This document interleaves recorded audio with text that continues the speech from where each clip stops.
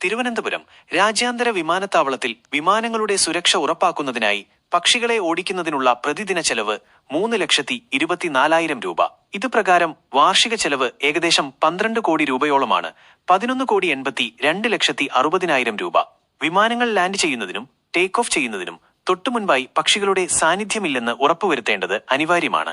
വിമാനങ്ങളിൽ പക്ഷികൾ ഇടിക്കുന്നത് ഗുരുതരമായ അപകടങ്ങൾക്ക് കാരണമാകും എന്നതിനാലാണ് ഇത്രയും വലിയ തുക ചെലവഴിച്ച് സുരക്ഷാ നടപടികൾ സ്വീകരിക്കുന്നത്.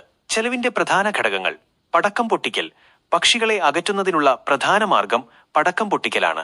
ഇതിനായി മാത്രം പ്രതിദിനം ഏകദേശം 3 ലക്ഷം രൂപ ചെലവഴിക്കുന്നു. വിമാനത്താവളത്തിന്റെ വിവിധ ഭാഗങ്ങളിലായി സ്ഥാപിച്ചിട്ടുള്ള 12 പോസ്റ്റുകളിൽ നിന്നാണ് പക്ഷികളെ ഓടിക്കുന്നത്. ഓരോ ഷിഫ്റ്റിലും 200 ഗുണ്ടുകളും 50 റോക്കറ്റുകളും ഉപയോഗിക്കുന്നു. ജീവനക്കാരുടെ ശമ്പളം: പക്ഷികളെ ഓടിക്കുന്നതിനായി ബേർഡ്സ് കെയറേഴ്സ് എന്ന പേരിൽ 30 ജീവനക്കാരെ 2 ഷിഫ്റ്റുകളിലായി നിയമിച്ചിട്ടുണ്ട്. ഓരോരുത്തർക്കും പ്രതിമാസം 24,000 രൂപയാണ് ശമ്പളം. ജീവനക്കാരുടെ ശമ്പള ഇനത്തിൽ മാത്രം പ്രതിമാസം 7,20,000 രൂപ ചെലവഴിക്കുന്നു. സമീപകാലത്ത് വിമാനത്തിൽ പക്ഷിയിടിക്കുന്ന സംഭവങ്ങൾ വർദ്ധിച്ചതോടെയാണ് വിമാനത്താവള അധികൃതർ സുരക്ഷാ നടപടികൾ കർശനമാക്കിയത്.